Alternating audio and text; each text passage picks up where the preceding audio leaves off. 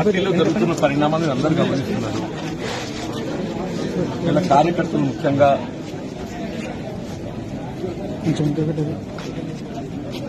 అంటే వాళ్ళు ఏ విధంగా మనస్తాపానికి గురైన వాళ్ళు ఏ విధంగా బాధ వ్యక్తం చేస్తున్నారు.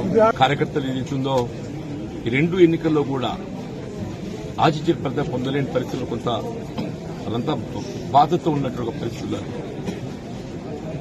ఇవాళ మరి ఇక్కడ ఇంతకాలం ఏదైతుందో ఎవరితోనైతే పోరాటం చేసినామో మరి ఆ శాసనసభ్యుని ఏదైతుందో ఏకపక్షంగా పార్టీలు చేర్చుకోవడం పట్ల కార్యకర్తలందరూ కూడా వారి యొక్క బాధ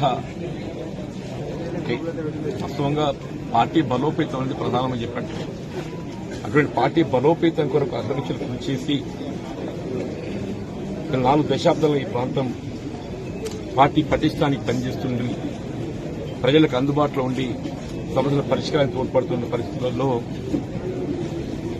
ఇవాళ సరే శాసనసభ్యుల సంఖ్యాబలం అనే భావనే కావచ్చు, ఆలోచన ఏదైనా కానీ ఏదైతుందో ఏకపక్షంగా నిర్ణయం తీసుకోవడంతో కార్యకర్తలు తట్టుకోలేకపోతున్నారు.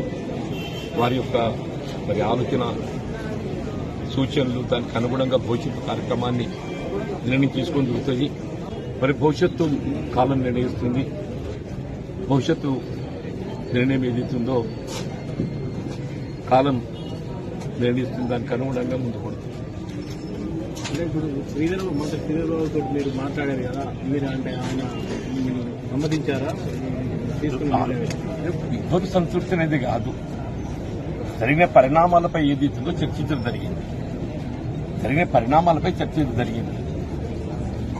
కానీ శాసనసభ్యులు అనేది సంఖ్యాపరంగా మరి ప్రభుత్వానికి అండగా ఉండాలనే భావనతోని మరి ఇతర పార్టీలకు చెందినటువంటి ఒక శాసనసభ్యులు పార్టీలు చేసుకోవాలని చెప్పని తలంచవచ్చు.